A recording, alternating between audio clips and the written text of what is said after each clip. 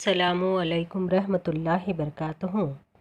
अज़ीज़ तलबा व तालिबात, मैं खान तस्लीम अलीम एक मरतबा फिर आपके सामने हाज़िर हूँ। इस मरतबा हम जमात नहुम के मज़मून उर्दू की नज़्म हम्द का ज़िक्र करते हैं। हम्द उस नज़्म को कहते हैं जिसमें अल्लाह ताला की तारीफ़, उसके औसाफ बयान किए गए हैं। यहाँ पर जो हम्द दी गई है वो जगन्नाथ आज़ाद की है। सबसे पहले हम जगन्नाथ आज़ाद के बारे में मुख्तसर मालूमात हासिल करेंगे। जगन्नाथ आज़ाद दिसंबर 1918 में गैर मुनक़सिम पंजाब के शहर ईसा खैल में पैदा हुए। यानी कि जब हमारा हिंदुस्तान और पाकिस्तान ये तकसीम नहीं हुआ था, उस वक्त पंजाब जो कि अब पाकिस्तान में है, वहाँ वो पैदा हुए।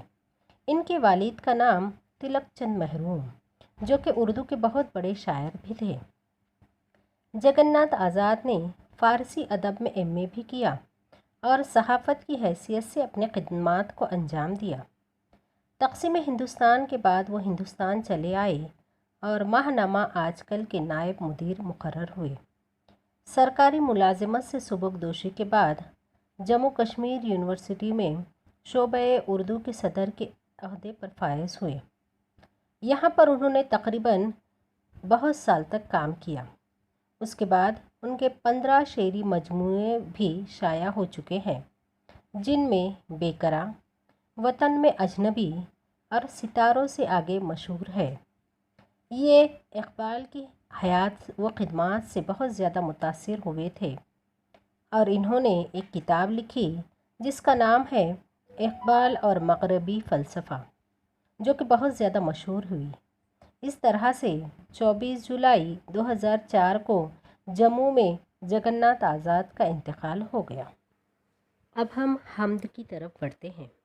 ये हम्द जगन्नाथ आज़ाद की लिखी हुई है, जिसका पहला शेर यूँ है। रंग वो बू तक तुझे देखूं कि ख़िज़ा तक देखूं, मैं तेरा हुस्न जो देखूं तो कहाँ तक देखूं। यहाँ पर शायर अल्लाह ताला की तारीफ़ बयान करता है और कायनात में बिखरी हुई निशानियों पर हैरत का इजहार भी करता है। कायनात में अल्लाह ताला ने कुदरत में जो रंग बिखरे हुए हैं, ये रंग सिर्फ मौसम बहार में ही नुमाया नहीं आते, बल्कि ख़िज़ा यानी पतझड़ के मौसम में भी अल्लाह ताला की कारगिरी जलवागर है। मौसम बहार में जिस तरह से फूलों में, कलियों में अल्लाह ताला का हुस्न नज़र आता है, उसी तरह से मौसम ख़िज़ा का भी कुछ अलग ही अंदाज़ हमें देखने के लिए मिलता है, जो कि बहुत ही दिलकश और ख़ूबसूरत होता है। दूसरा शेर कुछ इस तरह से है।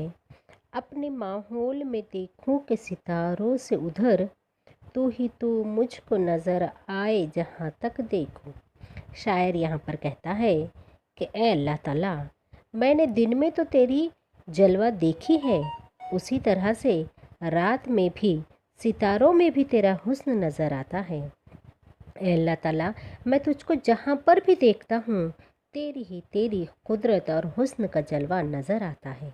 सितारों में जो खूबसूरती है, उसमें भी अल्लाह का हुस्न नज़र आता है।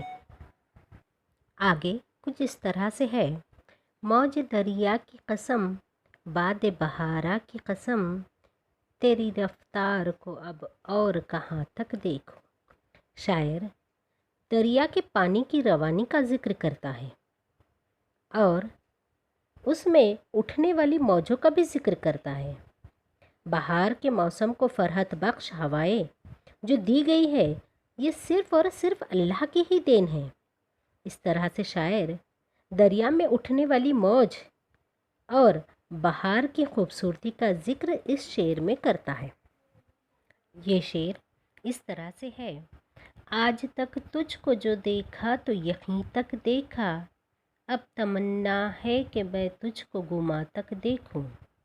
शायर जगन्नाथ आज़ाद यहाँ पर ये कहना चाहते हैं कि ए अल्लाह ताला, तेरा हुस्न जो है मैंने अपनी आँखों से हर तरफ देखा है। जो कुछ भी मेरी आँखों से नज़र आता है, वहाँ तक मैंने तेरा हुस्न देख चुका हूँ। لیکن اب میری خواہش ہے، میری تمنا ہے کہ میری آنکھوں سے جو اوجھل ہو چکے ہیں، جو نظارے جو میری آنکھوں سے دور ہے، اس کو بھی میں دیکھنا چاہتا ہوں، اور یہ سب صرف اور صرف تو ہی مجھے دکھا سکتا ہے۔ شعر اس طرح سے ہے: صبح کا نور شفق شام کی، ظلمت شب کی، میں تیرے حسن کے 100 رنگ کہاں تک دیکھوں۔ یہاں پر شاعر اس طرح سے بیان کرتا ہے کہ صبح کی روشنی، رات کا اندھیرا، شام میں نظر آنے والے شفق کے دلکش نظارے، گویا تیرا حسن ہر رنگ میں بکھرا ہوا ہے۔ شاعر یہ کہتا ہے کہ اے اللہ تعالیٰ، صبح کا جو نور ہے، جو روشنی ہے، اس میں بھی تیرا جلوہ نظر آتا ہے، اور رات کی جو لالی جو آسمان پر بکھری ہوئی ہے، اس میں بھی تیرا کچھ الگ ہی انداز نظر آتا ہے۔ ساتھ ہی ساتھ جب رات پوری طرح سے ہو جاتی ہے، ہر طرف اندھیرا ہو جاتا ہے، اس میں بھی تیرا حسن کچھ الگ ہی طرح سے ہمیں نظر آتا ہے۔ اس طرح سے صبح میں، شام میں، رات میں، سہ پہر میں، دوپہر میں، ہر طرف جو ہے اللہ کا رنگ، اللہ کا حسن جو ہے ہمیں الگ طرح سے نظر آتا ہے۔ یہ شعر کچھ اس طرح سے ہے: دل کی دنیا میں تو میں تجھ کو بہت ڈھونڈ چکا، اب تیرا حکم جہاں تک ہو وہاں تک دیکھو۔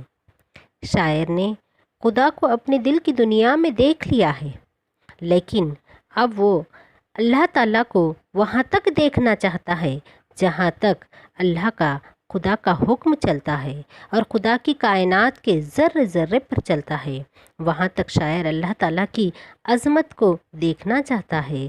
شاعر کہتا ہے کہ اے اللہ تعالیٰ، میں نے تجھے عبادت میں دیکھا ہے، میں نے تجھے دنیا کی ہر چیز میں دیکھا ہے، لیکن یہ کائنات بہت بڑی ہے اور میں تیری خدا کے جلوے جو ہے وہاں تک دیکھنا چاہتا ہوں۔